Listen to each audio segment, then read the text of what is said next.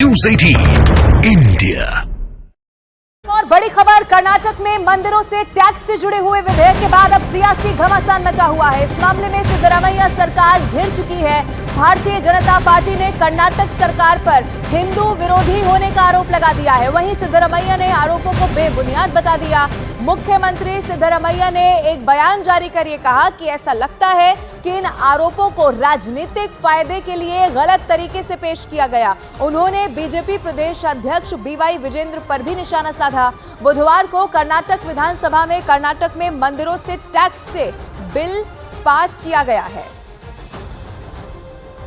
ये सबसे बड़ी खबर कर्नाटक से जुड़ी हुई इस वक्त हम आपको बता रहे हैं। सरकार वहां पर घिरती हुई दिखाई दे रही है। मंदिरों से टैक्स से जुड़े विधेयक के बाद ये सियासी घमासान वहां पर छिड़ गया है। इस मामले में आपको मैं बता दूं, सिद्धरामैया सरकार गिर गई है और भारतीय जनता पार्टी अब पूरी तरह से हमलावर है। कर्नाटक सरकार पर हिंदू विरोधी होने का आरोप भारतीय जनता पार्टी लगा रही है। हालांकि दूसरी तरफ आप देखिए, अब किनारा किया है इन बयानों से, आरोपों को लेकर सफाई दी है सिद्धरामैया ने और इन आरोपों को बेबुनियाद बता दिया है। मुख्यमंत्री ने एक बयान बाकायदा इसको लेकर जारी किया और ये कहा कि लगता है इन आरोपों को राजनीतिक फायदे के लिए गलत तरीके से पेश किया गया।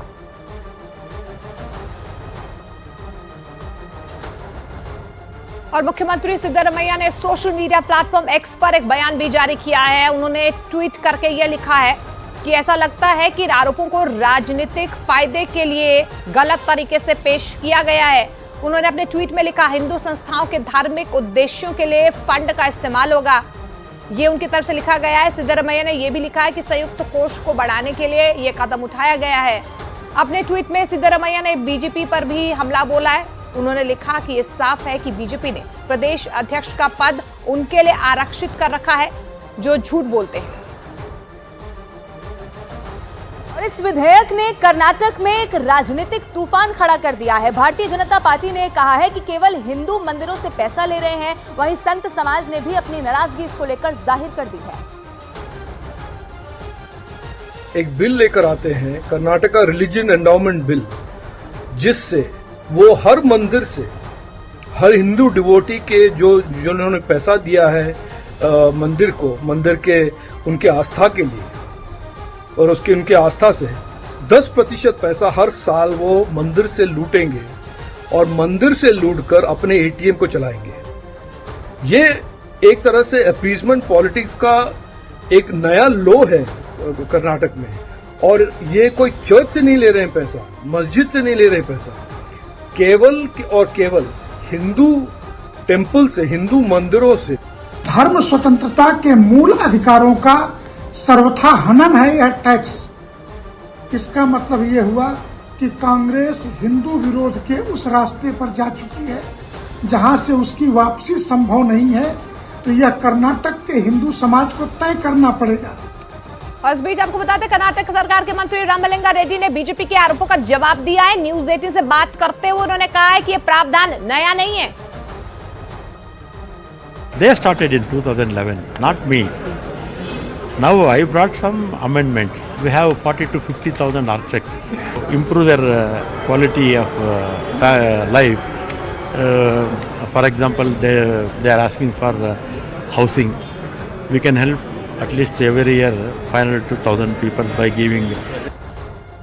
अब कर्नाटक की कांग्रेस सरकार का आखिर वो फैसला क्या है जिस पर इतना घमासान छिड़ा हुआ है, जिसकी वजह से भारतीय जनता पार्टी कांग्रेस पर सनातन विरोधी होने का आरोप लगा रही है। अब वो फैसला मैं आपको बताती हूँ। असल में कर्नाटक में जो नया कानून लाया जा रहा है उसके बाद आप देखिए, हिंदू मंदिरों की आमदनी पर राज्य सरकार का 10% जो टैक्स है वो यहां पर लगा सकेगी। बुधवार को बकायदा इससे जुड़ा कर्नाटक हिंदू धार्मिक संस्थान और चैरिटेबल बंदोबस्ती बिल कर्नाटक विधानसभा में पास हो गया। ये इससे जुड़ी हुई अहम जानकारी है। बिल के तहत 1 करोड़ से ज्यादा आमदनी वाले मंदिर पर टैक्स लग सकेगा। इसके अलावा आपको बता दें कि बीजेपी ने फैसले को कर्नाटक में आधुनिक जजिया यहां पर बता दिया है। ये भारतीय जनता पार्टी तमाम आरोप भी लगा रही है। बीजेपी के मुताबिक कांग्रेस हिंदू मंदिरों को निशाना बना रही है। ये भारतीय जनता पार्टी का आरोप है। बीजेपी ने कांग्रेस सरकार के फैसले को सनातन विरोधी तक बता दिया है। हालांकि सरकार ने भी इसको लेकर अपना बयान दिया। आरोप पर मुख्यमंत्री सिद्धरमैया की तरफ से सफाई दी गई है। कांग्रेस ने बीजेपी के आरोप को बेबुनियाद बता दिया है। खुद मुख्यमंत्री की तरफ से कहा कि ये सारे आरोप बेबुनियादी हैं। ये सबसे बड़ी खबर भी है और इसी विधेयक को लेकर अब कर्नाटक में इस वक्त बवाल छिड़ चुका है।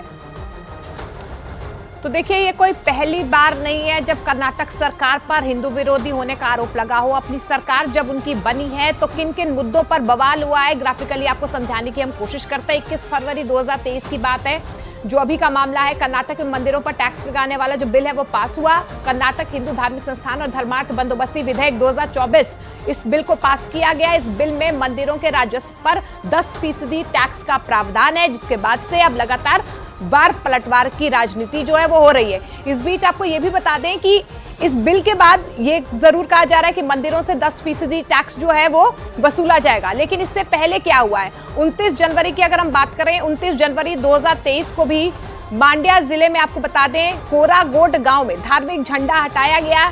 ये भी आरोप लगा सरकार पर और उसके बाद से लगातार वहां पर भी विरोध होता नजर आया। 29 जनवरी 2023 की हम बात करते हैं, मांड्या जिला के कोरागोडू गांव में धार्मिक झंडा हटाया गया। कर्नाटक में आपको बता दें 108 फीट हनुमान का झंडा जो था वो हटाया गया और एक संगठन ने झंडा लगाया था, जिसे प्रशासन ने उतरवा दिया, जिसके बाद एक बार फिर से यहाँ पर बवाल शुरू हो गया। 15 जून 2023 की हम बात करते हैं, कर्नाटक कैबिनेट ने धर्मांतरण विरोधी कानून रद्द कर दिया, जिसके बाद ये भी जानकारी मिल पाई कि कक्षा 6 से 10 तक की किताबों में भी जो है सिलेबस चेंज किया गया, बदलाव किया गया। हेडगेवार और वीर सावरकर के चैप्टर हटाए गए इन किताबों से, जिसके बाद यहाँ पर बवाल मच गया था। वहां पर भी सफाई देती हुई सरकार नजर आई। तो देखिए कि किस तरीके से लगातार विवादों में घिरती हुई यहाँ पर सरकार नजर आ रही है और ऐसे में अब लगातार जो है सफाई भी दी जा रही है सरकार की तरफ से। ये कहा जा रहा है कि ये जो कानून है इसमें सिर्फ अमेंडमेंट हुए हैं, ये पहले से ही प्रावधान इस तरीके से चले आ रहे हैं। और उधर ऑल इंडिया सूफी सज्जादानशीन काउंसिल की बैठक में काशी और मथुरा के विवाद को सुलझाने के लिए पहल करने का ऐलान कर दिया गया है। ये बड़ी खबर है। बैठक में ऑल इंडिया सूफी काउंसिल के अध्यक्ष सैयद नसरुद्दीन ने कहा कि उनकी टीम काशी मथुरा विवाद सुलझाने को लेकर हिंदू और मुस्लिम संगठनों के संपर्क में है। उनकी यही कोशिश रहेगी कि दोनों पक्ष में विवाद सुलझाने पर सहमति बन जाए। इस बैठक में अजमेर दरगाह के आध्यात्मिक दीवान सैयद जैनुअल आबेदीन ने कहा कि काशी और मथुरा विवाद का अदालत के बाहर शांतिपूर्ण समाधान निकल सके। इसके साथ ही उन्होंने कहा कि ऑल इंडिया सूफी काउंसिल सुलह में यकीन करती है। ये बहुत बड़ी खबर हम आपको इस लिहाज से बता रहे हैं, अगर ये कहा गया है कि अदालतों के बाहर इस मसले को सुलझा लिया जाए। और इसी को लेकर आपको हम बता दें कि ऑल इंडिया सूफी सज्जादानशीन काउंसिल की बैठक में बताया गया है कि वो मुस्लिम